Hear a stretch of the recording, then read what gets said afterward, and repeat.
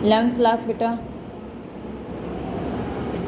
6 chapter में हम new agriculture technology पढ़ रहे हैं। तो 11th सेंचुरी में एग्रीकल्चर टेक्नोलॉजीज़ में बहुत सारे चेंजेस आए। अब वो हमने देखने हैं कि 11th सेंचुरी में क्या क्या चेंजेस आए। फर्स्ट ऑफ ऑल बेटा, जो हमने बताया था कि वुडन फ्लो था, अब उसमें जो है फ्लो में स्टार्टिंग में आयरन को यूज़ किया गया।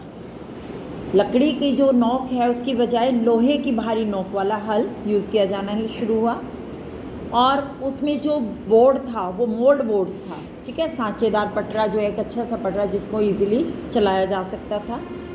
और इस तरह का जो हल है वो ज़्यादा जो है डीप खुदाई कर सकता था, और जो सांचेदार पटरा है वो मिट्टी को पूरी तरह से पलट सकता था। तो इसका मतलब उसकी अब फर्टिलिटी इंक्रीज़ हो रही थी, और इसी वजह से उसके जो पौष्टिक तत्व हैं वो यूज़ हो रहे थे।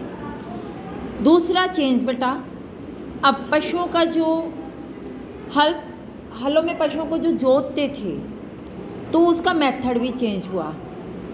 अब उनके गले में, पहले गले में ही सीधा जो है हल को लटका दिया जाता था, अब उस नेक हार्नेस की बजाय उनके कंधों पर हल को बांधा जाने लगा, ठीक है, कंधों को यूज़ किया जाने लगा। इससे पशुओं को ज़्यादा एनर्जी मिली। इसके अलावा जो घोड़े हैं उनके बेटा फुट्स पे, उनके खुर, उन पे लोहे की जो है नाल लगाई जानी शुरू हो गई, जिससे कि उसको जो है पावर मिलने स्टार्ट हो गई। उनके जो पैर हैं वो अब मिट्टी में इतने दर्द नहीं करते थे, इससे उनके खुर सुरक्षित हो गए। अब एग्रीकल्चर के लिए एयर और वाटर दोनों की जो है एनर्जी को ज़्यादा से ज़्यादा यूज़ करना शुरू कर दिया गया। यूरोप में बेटा ग्रेन्स को पीसने के लिए और वाइन को निकालने के लिए, जो ग्रेप्स हैं उनको निचोड़ने के लिए वाटर और एयर एनर्जी से रिलेटेड इंडस्ट्रीज स्टार्ट हो गई, कारखाने स्थापित हो रहे थे।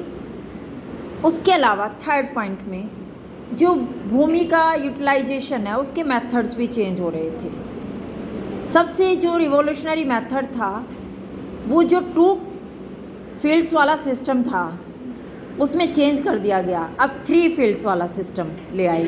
पहले 2 बार होता था, अब 3। इस सिस्टम में पीजेंट जो है 3 सालों में से 2 साल अपने खेत का यूज़ कर रहा था। बिल्कुल, सबसे पहले 4 साल में से 1 बार, फिर उसके बाद जो है वो 3 साल। अब इसमें से कहा है 3 में से वो 2 साल खेत को यूज़ कर रहा था, 1 साल छोड़ रहा था। अब इसके अलावा उसने माना है कि जैसे एक फसल जो है वो शरद ऋतु में हो गई, उसके 1.5 साल के बाद दूसरी जो है बसंत ऋतु में बोया जाता था। इसका मीनिंग था कि कृषक अपने जोतों को 3 खेतों में बांट सकते थे। जो भी फील्ड्स हैं, पहले उसने हमने हाफ हाफ बताया था आपको, अब वो 3 पार्ट्स में उसको डिवाइड कर सकते थे। और इसी वजह से जो है अब एक बार जो है गेहूं को बो दिया, दूसरी बार राई को बो दिया, तीसरी बार जो है कुछ और क्रॉप जिसमें मटर है, मसूर है, इस तरह, या फिर घोड़ों के लिए जौ बाजरा बो सकते थे, और तीसरा खेत खाली रखा जाता था। तो हर साल में वो 3 खेतों का यूज़ बदल बदल कर करते थे। इसके अलावा बेटा जो लैंड मेज़रमेंट है उसका मेथड भी थोड़ा सा चेंज कर दिया। प्रोडक्शन भी इसी वजह से इंक्रीज़ हुआ, और फूड प्रोडक्ट्स जो है वो डबल हो गया। इसके अलावा उनकी जो फूड ग्रेन में प्रोटीन है वो इंक्रीज़ होने स्टार्ट हो गए। उनके जो एनिमल्स हैं उनके लिए फॉडर वो अच्छा मिल रहा था, और इसी वजह से उनकी अपॉर्चुनिटी इंक्रीज़ होनी स्टार्ट हो गई, ज़्यादा प्रोडक्शन हो रहा था। 13th सेंचुरी में उसने बताया कि एक पीजेंट ने एवरेज जो उनका फील्ड था उसका एरिया चेंज कर दिया, नियर अबाउट 100 एकड़ से घटकर वो 20 to 30 एकड़ रह गया।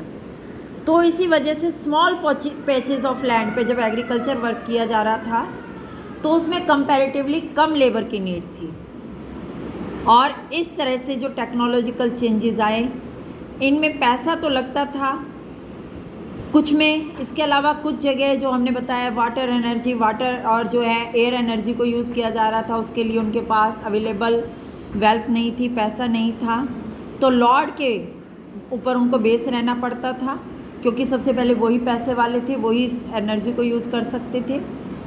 उन्होंने जो प्रोडक्शन का ये 3 साइकिल सिस्टम अडॉप्ट किया।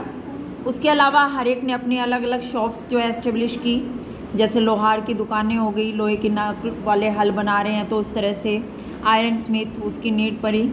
और इस तरह से 11वीं सेंचुरी में जो फ्यूडल सिस्टम है उसका बेस थोड़ा धीरे धीरे वीक हो गया, और जो पर्सन्स एंड डिफरेंट पीजेंट्स वो धीरे धीरे थोड़े से फ्री होने स्टार्ट हुए, और एक अनदर क्लास अमर्ज हुई, 4th क्लास, जिसमें ट्रेडर्स थे। उसका फोकस जो है या उसका इफ़ेक्ट इंक्रीज़ होना स्टार्ट हुआ।